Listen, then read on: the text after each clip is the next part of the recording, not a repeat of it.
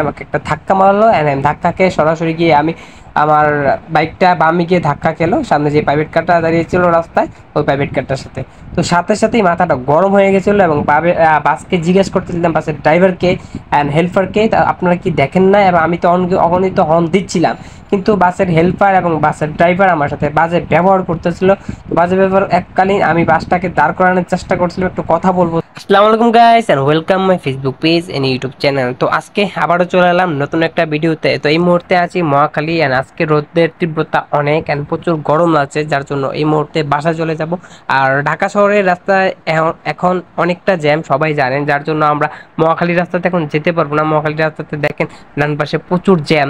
আমাদের এখন যেতে হবে সেই গুলশান 1 হয়ে বাসার দিকে। তো চলেন আগে আমরা গুলশানের দিকে ঢুকি। তো গুলশান 1-এ ঢুকতে হলে কিন্তু আমাদের সেই মহাখালী থেকে মহাখালীর যে টিবি গেট সেই রুট দিয়ে চলে যেতে হবে। তো এই রুটে ঢুকে গেলাম অ্যান্ড রাস্তাঘাটে প্রচুর জ্যাম, যার জন্য আজকে আমি ফার্স্ট টাইম ফার্স্ট টাইম আমাকে ফুটপাথ দিয়ে বাইক উঠিয়ে নিতে হয়েছে, কেননা সামনে 5 থেকে 6 জন ছিল এবং রাস্তায় ফুটপাথে মানুষ ছিল না, যার জন্য আমি ফার্স্ট টাইম ফুটপাথে বাইক উঠিয়েছি। এবং এই রাস্তায় প্রচুর জ্যাম ছিল, একটু একটু করে সামনে যাচ্ছিলাম অ্যান্ড হঠাৎ কি হলো আমার সাথে দেখেন, সামনে দুইটা সিএনজি ছিল এবং পিছনে ছিল আপনার আমার হাতের ডানে ছিল একটা আপনার লোকাল বাস এবং দুইটা সিএনজির সামনে একটা প্রাইভেট কার ছিল।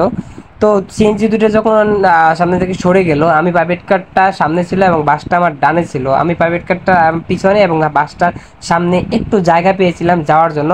আর বাইক ইজিলি যাওয়া যায় এবং বাসকে আমি অলরেডি ইশারা দিয়েছিলাম যে আমি যাচ্ছি এবং হর্ন দিচ্ছিলাম অগণিত। তো আমি চলে গিয়েছিলাম ফাঁক দিয়ে প্রায়, কিন্তু হঠাৎ পিছন থেকে বাসটা এসে আমাকে একটা ধাক্কা মারলো এন্ড আমি ধাক্কা খেয়ে সরাসরি গিয়ে আমি আমার বাইকটা বামে গিয়ে ধাক্কা খেলো সামনে যে প্রাইভেট কারটা দাঁড়িয়ে ছিল রাস্তায়, ওই প্রাইভেট কারটার সাথে। তো সাথে সাথেই মাথাটা গরম হয়ে গেছিলো এবং বাসকে জিজ্ঞেস করতেছিলাম, বাসের ড্রাইভারকে অ্যান্ড হেল্পারকে, আপনারা কি দেখেন না? এবং আমি তো অগণিত হর্ন দিচ্ছিলাম, কিন্তু বাসের হেল্পার এবং বাসের ড্রাইভার আমার সাথে বাজে ব্যবহার করতেছিল। বাজে ব্যবহার এককালীন আমি বাসটাকে দাঁড় করানোর চেষ্টা করছিলাম, একটু কথা বলবো তাই। এবং বাসটা কিন্তু দেখেন প্রচুর গতিতে ছুটে চলে যাচ্ছিল। তো আমি কি করলাম, আজকে যেহেতু আমার সাথে লেগেছে, আমি আজকে ছাড়ার পাত্র নয়, তো চলেন আজকে আমাদেরকে ধরবোই ধরবো।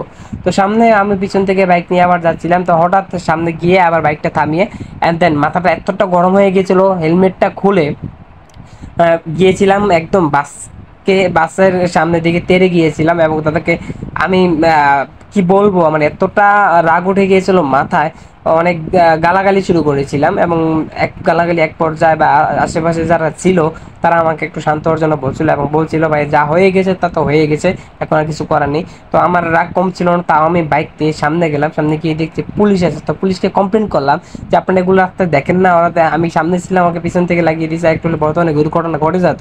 তো পুলিশ হয়তো তেমন কিছু বলছে না। তো পাশে যে ট্রাফিক পুলিশ ছিল সে কি জানি একটা বললো দেখলাম বাস হেল্পার অ্যান্ড ড্রাইভারকে। তো আমার মাথাটা এত গরম ছিল, বাসায় যাব একদিকে আবার একদিকে এই ঝামেলা, গত 2 দিন আগে সেম একটা ঘটনা আমার সাথে ঘটেছে, আজকে আবারও বিরক্ত লাগছিল। তো আমি একটু সামনে গেলাম, সামনে গিয়ে দেখলাম বাইকটা আসলে সবকিছু ঠিকঠাক হয়ে যাচ্ছে কিনা।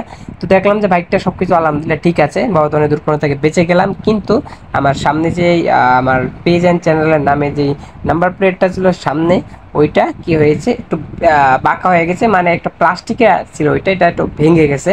তো এছাড়া বড় ধরনের কোনো দুর্ঘটনা ঘটেনি, এই যাত্রা বেঁচে গেছি। তো আপনারা আমার জন্য সবার দোয়া করবেন যেন রাস্তাঘাটে সব দুর্ঘটনা থেকে দূরে থাকতে পারি, এবং আলহামদুলিল্লাহ আমি এই মুহূর্তে ভালো আছি। তো রাস্তাঘাটে আমার মতো যারা এইসব দুর্ঘটনার শিকার হন, অবশ্যই চেষ্টা করবেন একটু সেফলি রাইড করার। হবে আবার নতুন কোনো ভিডিওতে, তার আগে সবাই ভালো থাকবেন, সুস্থ থাকবেন, আল্লাহ হাফেজ।